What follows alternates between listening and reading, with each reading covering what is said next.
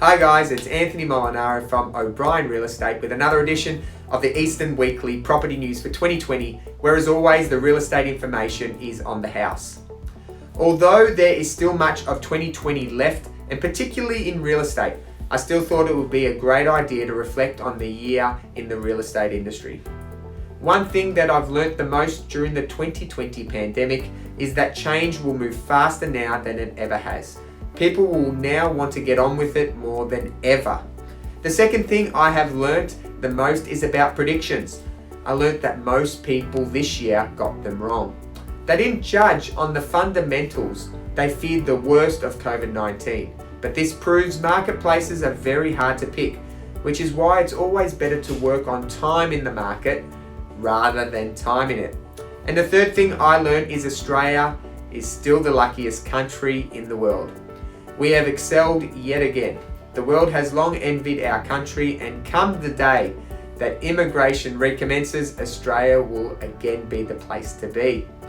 Financial institutions and economists are now making predictions for 2021 and some for the next 2 to 3 years. Their predictions are now being based on fundamentals and not fear. And the fundamentals without COVID-19 are very, very promising. The first fundamental is confidence, and with the UK starting vaccinations this week, you'll see confidence grow past the current 7-year highs once the results come in and other countries begin their process.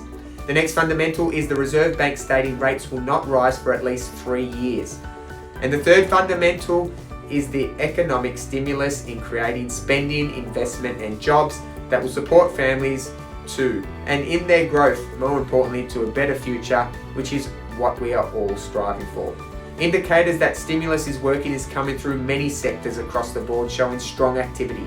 New car sales are up 12.4% on November, the first annual increase in 2.5 years. The trade surplus rose by $1.6 billion. Australia has now posted 34 successive monthly surpluses. Retail spending is up 5.1% in Victoria for the month of November. There's an 80% increase in loans for residential new builds. First home buyer loan commitments are up 48.6% on the year to an 11-year high.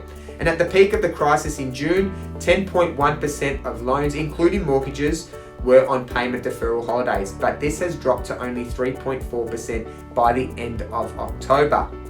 Now let's take a quick look at the numbers for the week. Private sales reported across Victoria were again strong, with 1,686 sales being done.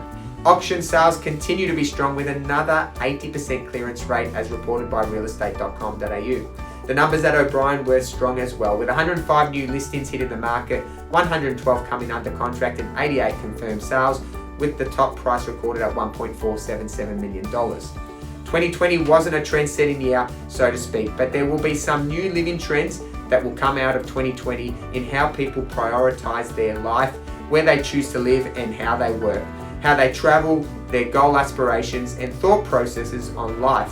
I believe people who have strongly practiced delayed gratification will make decisions based on their life and not on the market or timing of it, as lockdown can certainly magnify an unhappy existence in the home. That's all for this year and my market updates. I'll return in the new year with more insights that I hope assist you in your quest for a better future. I'm Anthony Molinaro, and remember, the information provided is of a general nature. You should always seek independent legal, financial, taxation or other advice in relation to your unique circumstances. Until next time, thanks for watching. It's bye for now.